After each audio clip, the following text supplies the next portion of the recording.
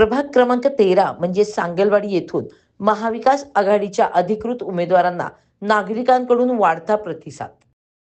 मिरज कुपवाड महापालिकेची निवडणुकीची रणधुमाळी नुकतीच चालू आहे. 15 जानेवारी हा दिवस मतदानाचा असणार आहे आणि त्यामुळे सगळ्याच प्रभागातील उमेदवार जे आहेत तर त्यांची धावपळ चालू आहे. प्रत्येकांना वार्डमध्ये फिरायचंय, प्रभागामध्ये गाठीभेटी घ्यायचे. जे नाराज आहेत तर त्यांची नाराजी दूर करायचंय. हे उमेदवारांचं काम सगळं चालू आहे. पण त्याचबरोबर काही नागरिक देखील असतात जे पहिल्यापासून ज्या त्या प्रभागातले एक प्रतिष्ठित सुजाण नागरिक म्हणून ओळखले जातात. तर त्यांच्याकडून देखील आपण या निवडणुकीच्या संदर्भात काही आढावा घेऊया. तर यामध्ये प्रभाग क्रमांक 13 मध्ये आपल्यासोबत गजानन लोहार हे जोडले गेलेले आहेत. रेणुका फायनान्शियल सर्व्हिसेस अशी एक त्यांची फर्म आहे आणि ते सांगलवाडी येथील रहिवासी आहेत. तर त्यांच्याकडून आपण जाणून घेऊया या निवडणुकीचा रंगरूप सांगलवाडीमध्ये कसा आहे. सर नमस्ते. नमस्ते. आपण पाहतोय की निवडणुकीची रणधुमाळी सगळीकडे चालू आहे. 15 तारखेला आता मतदान होणार. जेमतेम 7 ते 8 दिवसच ह्या गोष्टीला राहिलेले आहेत. त्यामुळे सगळीकडे वेगवेगळ्या चर्चांना उधाण आलेलं आहे. तर अशीच काहीशी गत आपल्याला सांगलवाडीमध्ये सुद्धा दिसतेय. कारण भाजपाकडून एक मातब्बर अनुभवी उमेदवार आहेत. माजी आमदार दिनकर तात्या पाटील यांच्या सुनबाई या ठिकाणी अजित पाटील यांचे मिसेस आहेत. त्याचबरोबर महाबळेश्वर चौगुले हे देखील बऱ्याच वर्षापासून तिथले सामाजिक कार्यकर्ते आहेत.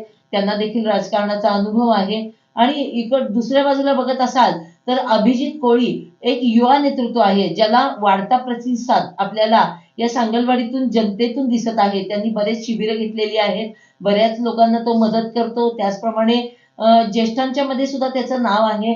तरुणाई तर त्याच्या नावावरच चालतीये असं म्हणायला काही हरकत नाहीये. कारण ते चित्र बऱ्यापैकी आपल्याला इथं सांगलवाडीत दिसून येते. त्याचबरोबर रोज एक नवीन विषयाचे जनक सचिन भाऊ कदम यांनी भरपूर काम केलेलं आहे सांगली महानगरपालिका. तर त्यांचा देखील राजकीय वारसा आहे. अश्विनी कदम या त्यांच्या सूनबाई आहेत आणि तिथं सुद्धा एक राजकीय वारसा खूप वर्षापासून त्या घराण्याला आहे. आणि तिसऱ्या ज्या आहेत तर त्या दिलीप भाऊ पाटील यांच्या मिसेस आहेत. त्या सुद्धा सुशिक्षित आहेत, डबल ग्रॅज्युएट आहेत. तर हे एकदम असं म्हणजे भरभक्कम असं पॅनल इथं दिलेलं आहे महाविकास आघाडीनं महायुतीच्या विरोधात. तर आपण या सगळ्याबद्दल काय सांगाल. वातावरण चांगलं आहे. त्याच्यामध्ये अभिजितदादांच्यासाठी सुद्धा वातावरण चांगलं आहे. अभिजितदादांनी जे काय काम सांगलीवाडीसाठी केलेलं आहे ते सर्वजण जाणत आहेत. सर्वजण सगळ्यांना माहिती आहे. त्यामुळं दोघांच्यासाठी विशेषतः अभिजितदादांच्यासाठी वातावरण चांगलं आहे. तसं जर म्हटलं तर तात्यांचाही अनुभव फार मोठा आहे. तात्यांनी खूप माजी आमदार आहेत. त्यांचंही काम आहे. याच्यामुळं की यासाठी की आपण सांगू शकत नाही की आपण सध्याच्या घडीला कोणाचं पॅनल अग्रेसिव्ह आहे.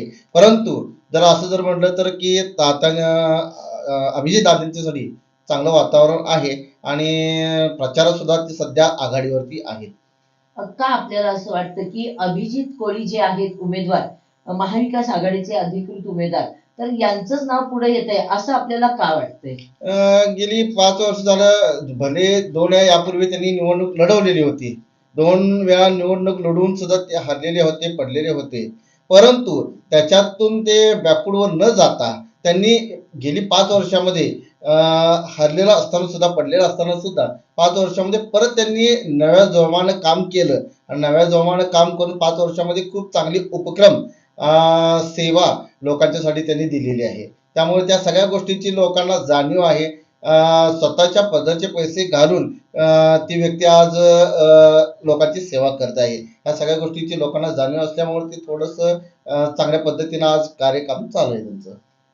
तर आपल्यासोबत हे जोडले गेले होते गजानन लोहार, एक सुशिक्षित आणि सुजाण सांगलवाडीचे नागरिक आहेत. यांचा रेणुका फायनान्शियल सर्व्हिसेस हा फायनान्सचा बिझनेस आहे आणि एक उद्योजक म्हणून त्यांनी आपल्याला खूप चांगली माहिती दिलेली आहे. त्यांच्या या भावी वाटचालीस आपल्या न्यूज टीम कडून खूप खूप शुभेच्छा. धन्यवाद.